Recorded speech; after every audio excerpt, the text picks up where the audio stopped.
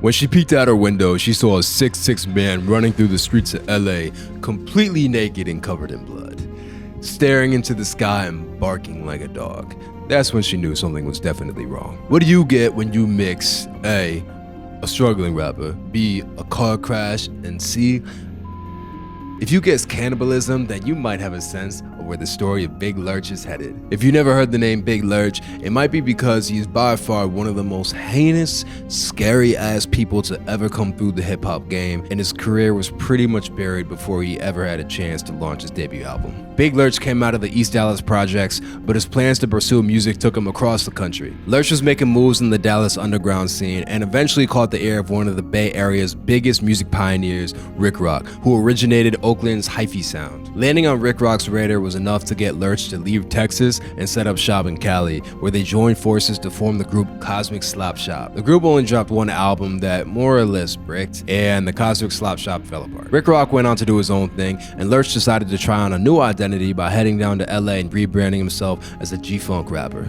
Lurch was a couple years too late to the G-Funk movement to really capitalize off the wave. While all that was happening, Big Lurch realized where his passion really lies. After hopping from Dallas to Oakland to LA, he started tapping in with the horrorcore scene, easily one of the darkest subgenres of hip-hop. Horrorcore is basically you get if Freddy Krueger hopped in the booth. It's about saying the most evil up bars you could possibly imagine. Seeing how Big Lurch got his name from the Munsters, Lurch, it seemed like a natural fit. But things really went left for Lurch on his 24th birthday.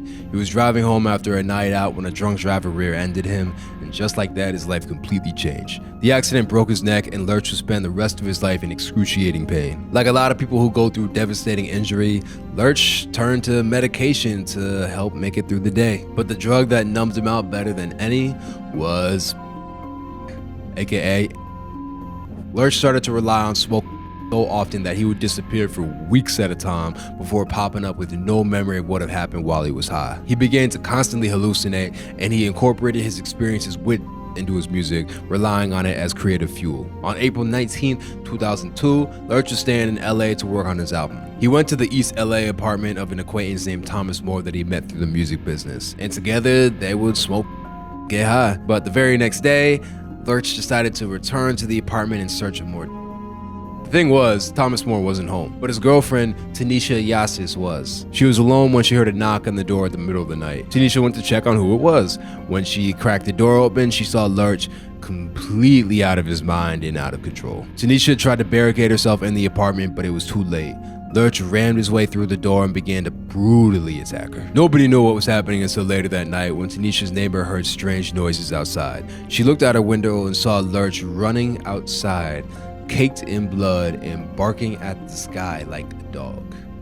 This sent chills down her spine because she recognized Lurch as being around Tanisha before. She ran to Tanisha's apartment where she found a gruesome, horrifying scene. Tynisha had been savagely beat with a child scooter and stabbed multiple times with a kitchen knife. Her chest had been ripped open and she was missing her right lung with bite marks on her face and liver. When the police pulled up on Lurch, he was growling at them, and it was later confirmed that Lurch had yanked Tanisha's lung out of her chest and ate it. Needless to say, Big Lurch was arrested and convicted of Tanisha's murder. He's currently serving life without the possibility of parole. And to make things even crazier, Lurch's record label decided that it was the perfect time to capitalize on the notoriety by dropping his debut album, It's All Bad. Lurch had no role or say-so in the release of the album, which makes the whole thing look like a pretty in bad taste cash grab, especially since the songs on there play out like a murderer's manifesto. Jason Voorhees, Michael Myers, Freddy Krueger, Jeffrey Dahmer, Charles Manson, and all your friends, I'm fins to school ya, cause murder's like a hobby, he raps. I'm like a vampire, fresh meat and I can't pass it. It's practically a confession, and the fact that he recorded this before the murder is just a different level of terrifying.